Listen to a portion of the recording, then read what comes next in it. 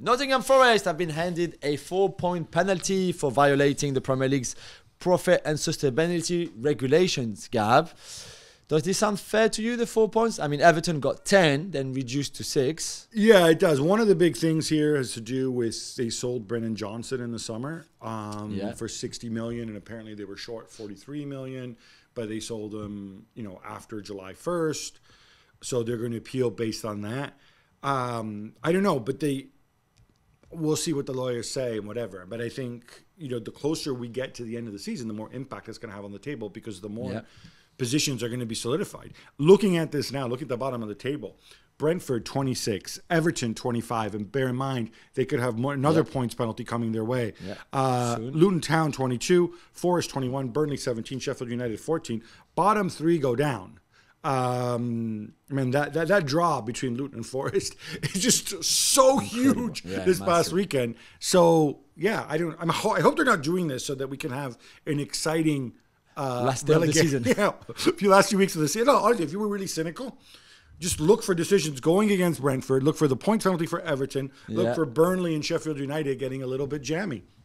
Sven Botman has suffered a cruciate injury. This comes after he missed the first chunk of the season. Jules, this is a really big blow for Newcastle and Holland too. It is massive, and I mean, first for him, because as we said, he missed pretty much all of the first half of the season, came back, played quite well, and then this again, 6 to 9 months out, obviously, which is what an ACL is nowadays. So no Euros, no end of the season for Newcastle, who were already struggling through the season with injuries. So that's another one on top of it. And he would have gone to the Euros for sure with the Dutch. So really, really sad. I know he's young, and I know he will have other opportunities to play World Cups and Euros, but this is just not nice to see. And it's one of many ACL injuries, men and women this season. I mean, the Dutch have a lot defensively, so I think from a purely football perspective, they'll be okay. I just feel for him as a person and for Newcastle as well. Producer Freddie is obsessed with a story about the freaking Harry Kane statue in East London. Jules, I'll let you handle this. Yeah, because yesterday, for the first time, I believe, Gab, we finally saw a photo of the statue that was hidden for many years of Harry Kane. Tell us, first of all, how this statue came. So I think Chingford, or the council, Chingford Council, so in East London, where Harry Kane is from, had the great idea of getting a statue made of the greatest player ever born in Essex, I guess, right? Ahead of Bobby Moore from Essex? Yeah, but better than Harry Kane, Ray Parlour. Bobby Moore? Bobby Moore? Is Bobby Moore from Essex? I don't know about Bobby Moore. David Beckham. Let's not say the greatest player from Essex. One of the greatest. The greatest player from Chingford. Okay? Maybe. One of the best players in Essex football history. Whatever. Anyway, I mean, David Beckham's from producer Freddie in our ears says David. He's from Essex. David Beckham's from Leytonstone. They went from the same school. Anyway, from Essex. I mean, one of the first alarming thing was that their budget for this was £7,000.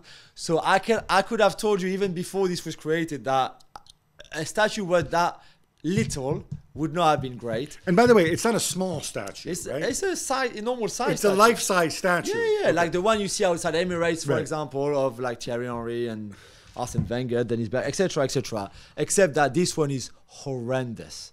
And that's why they hid it for so long, because they didn't want anybody to see it, because it's so bad and so ugly. He's like sitting down, isn't he? Yeah, it's a weird. The pose is weird.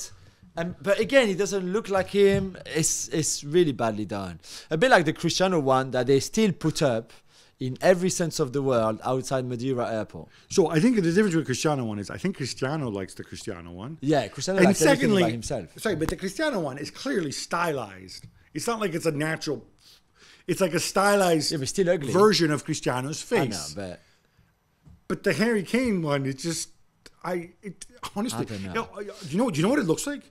It looks like somebody commissioned somebody in China to build get like a 3D like printer. Like Alibaba. What?